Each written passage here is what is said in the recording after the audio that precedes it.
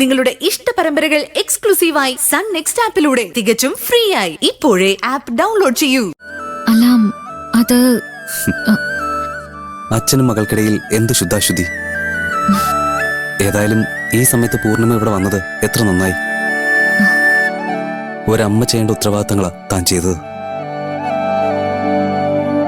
വെറുതെ അല്ല എല്ലാരും പറയുന്നത് തന്നെ ഇവിടെ കൊണ്ടുവന്നത് തലേക്കാവിൽ അമ്മയാണെന്ന്. ഒന്നുമില്ല മോളെ, കരയാതെ.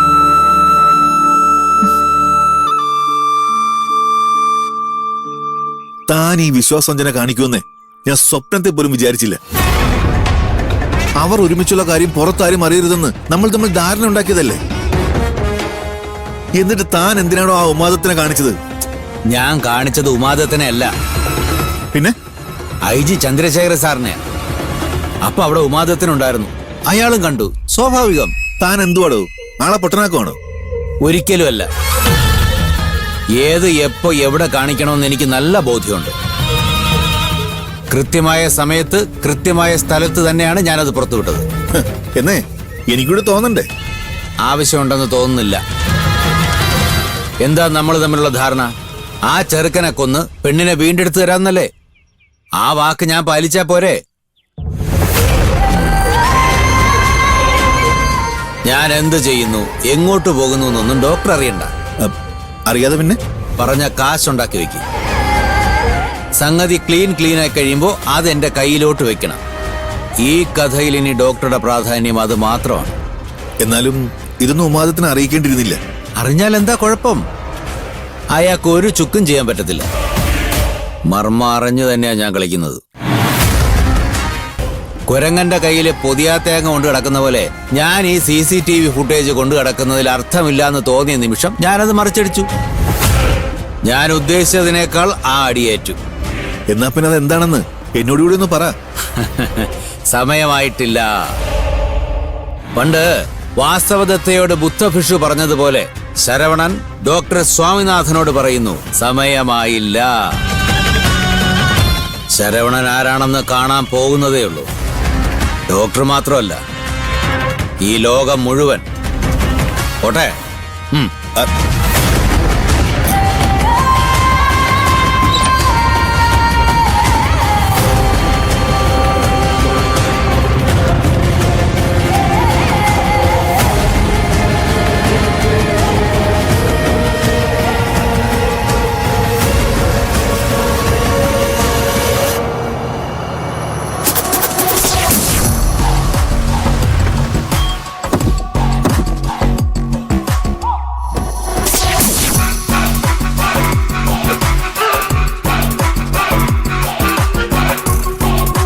Srirangam NL Srinivasan IAS land revenue commissioner. Mayalakshmi IAS commissioner തദ്ദേശ സ്വയംഭരണ വകുപ്പ്. അപ്പൊ വീട് ഇത് തന്നെയാ. ഭാവനെ ഓക്കേ. ഹലോ, ഇത് എങ്ങോട്ടാ? അകത്തേക്ക്. അപ്പോയിന്റ്മെന്റ് ഉണ്ടോ? ഞങ്ങൾക്കോ? നല്ല കാര്യമായി. അജായോ, എന്തു വച്ചാ ഇങ്ങനെ?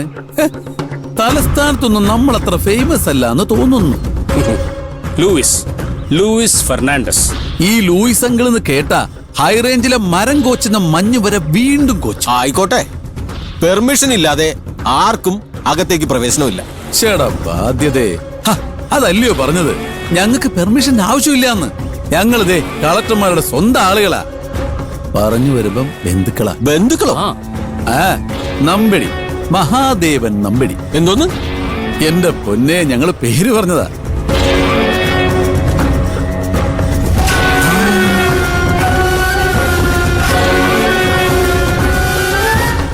അല്ല, എന്താ പ്രകാശം ഇവിടെ? ഒന്നുമില്ല സാറേ, നമ്മൾ വെറുതെ കൊച്ചു വർത്താനം പറഞ്ഞോണ്ടിരുന്ന സ്മോൾ ടോക്സ്. വാടമനെ, എന്തൊരു സ്ട്രിക്റ്റ് ആണോ? എന്താ പ്രകാശം, ആരാ ഇതൊക്കെ? അറിയില്ല സാർ, ബന്ധുക്കളാന്നാ പറയുന്നത്. ബന്ധുക്കളോ? അതെ, ബന്ധുക്കള്.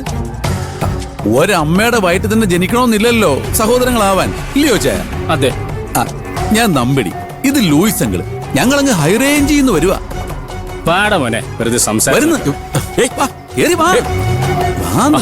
അല്ല നിക്കേ. നിങ്ങൾക്ക് എന്താ വേണ്ടേ? പൂജയെ അല്ല, ഇവിടുത്തെ പൂജമോളെ കാണാനാണ് വന്നതെന്ന്. അതിന് അവളിവിടെ ഇല്ലല്ലോ.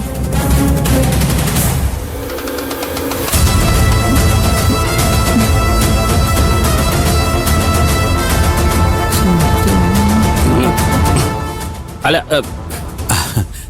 അപ്പൊ ഇത് സെന്റ് മേരീസ് കോളേജിൽ പഠിച്ച പൂജ മോളുടെ വീടല്ലേ? വീട് തന്നെയാ, പക്ഷേ പൂജ ഇവിടെ ഇല്ലെന്നാ പറഞ്ഞത്. എവിടെ പോയി? അവള് കൊച്ചിയില. അവിടെ ഒരു കോച്ചിങ്ങിന് ചേർന്നതാ. കൊച്ചി കോച്ചിങ്, നല്ല മാച്ചിങ് അല്ലേ ചേ? ആട്ടെ, കോഴ്സ് എന്തുവാ? IAS? അതെ, നിങ്ങൾ വന്ന കാര്യം പറഞ്ഞിട്ട് പോണം മിസ്റ്റർ. പറഞ്ഞല്ലോ, പൂജമോളെ അന്വേഷിച്ചിട്ടാ വന്നത്. പൂജമോളുടെ ക്ലാസ്മേറ്റ്സ് ആക്സിഡന്റിൽ മരിച്ച സെബാന്റെ അപ്പാപ്പനും ഫ്രണ്ടുവാ. ഇത് അപ്പാപ്പൻ ലൂയിസ്, ഞാൻ ഫ്രണ്ട് നമ്പിടി.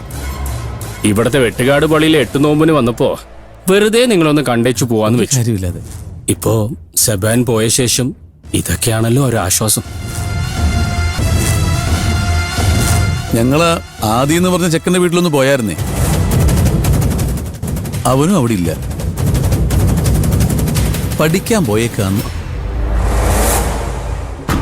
ഈ പിള്ളേരെല്ലാം ഇങ്ങനെ മുട്ടയെന്ന് വിരിയുന്നതിന് മുമ്പ് അന്യനാട്ടിൽ പഠിപ്പിക്കാൻ വിടുന്നത് കുറച്ച് കഷ്ടമാ, ഇല്ലയോ ചേ?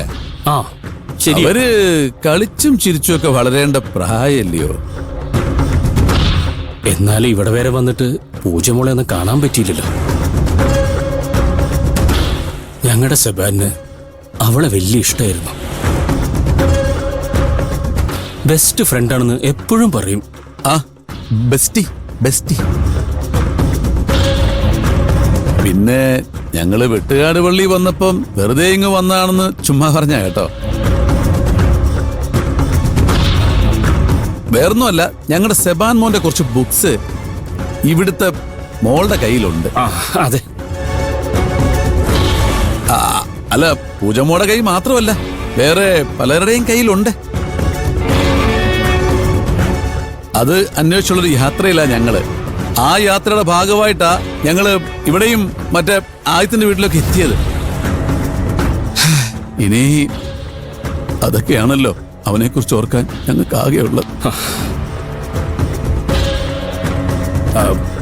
അല്ല, അങ്ങനെ വല്ല ബുക്സിനെ കുറിച്ച് പൂജമോള് വല്ലതും പറഞ്ഞായിരുന്നോ? ഇല്ല. ആ സാരമില്ല സാരമില്ല, ഞങ്ങൾ ഇനിയും വരാം. ആവശ്യം ഞങ്ങളുടേതായി പോയില്ലേ? അല്ല, പൂജമോളെ കണ്ടാലല്ലേ ബുക്സ് എവിടെ വെച്ചിരിക്കുന്നെന്ന് അറിയാൻ പറ്റുള്ളൂ. പക്ഷെ എന്നൊക്കെ പറഞ്ഞാലും നിങ്ങൾക്കൊരു സങ്കടം ഉണ്ടെന്ന് ഞങ്ങൾക്കറിയാം. ഞങ്ങൾ ഇവിടെ വന്നിട്ട് ഞങ്ങൾക്കൊരു ചായ പോലും തരാൻ പറ്റിയില്ലല്ലോ എന്ന് അല്ലേ? സാരമില്ല, വിഷമിക്കണ്ട കേട്ടോ. അടുത്തോണം വരുമ്പോ തന്നാ മതി, ഇല്ലേ ചേ? കറക്റ്റ്. അതാണ്. എങ്കിൽ പിന്നെ ഞങ്ങൾ പോട്ടെ കളക്ടേഴ്സ്. ഇനിയും വരാം ഈ വഴി ഇങ്ങനെ വല്ലപ്പോഴും ഒക്കെ. പൂജമോള് വരുമ്പോ പറയണം ലൂയിസ് അങ്കിൾ വന്നിരുന്നെന്ന്. നമ്മുടെയെങ്കിലും എന്റെ സെബാന്റെ ഓർമ്മകള്, ഉറങ്ങുന്ന ആ പുസ്തകങ്ങള്, അതൊന്ന് കാണാൻ. അച്ഛൻ എന്തുവാ ഇത്? കരയല്ലേ? വരട്ടെ.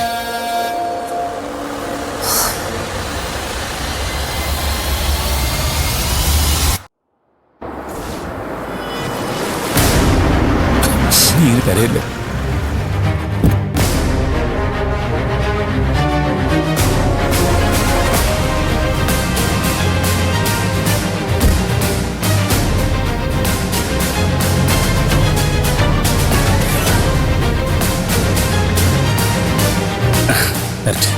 വരട്ടെ.